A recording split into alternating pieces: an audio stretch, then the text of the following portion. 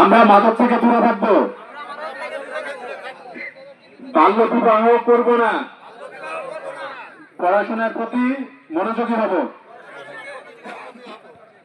এই তিনটাই মূলত দায়িত্ব আমাদের। আমরা যদি খেলাধুলা করি, পড়াশোনা করি এবং বাল্য বিবাহ না করি, আমরা একটা ভালো সমাজ গঠন করতে পারবো।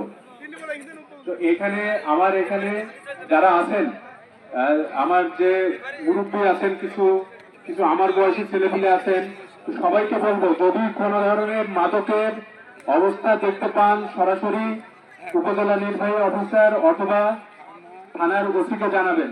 তাতে কি হবে, আমরা সেই মাদকটা প্রতিহত করতে পারবো সামাজিকভাবে।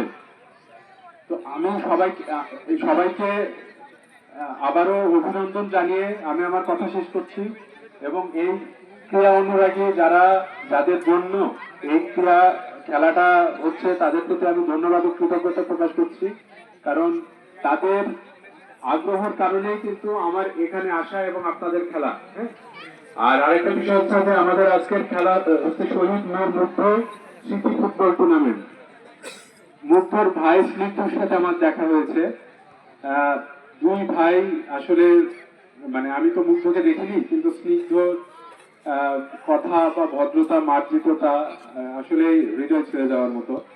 তো আমাদের দেশের জন্য সবাই দোয়া করবেন, আমাদের সমস্ত মানুষের জন্য, এলাকাবাসীর জন্য সবাই দোয়া করবেন, যেন আমরা একটা সুন্দর দৌলতপুর করতে পারি, একটা ভালো মাদক মুক্ত দৌলতপুর করতে পারি। এর জন্য সবার সহযোগিতা লাগবে, সবাই আমরা একসাথে কাজ করব।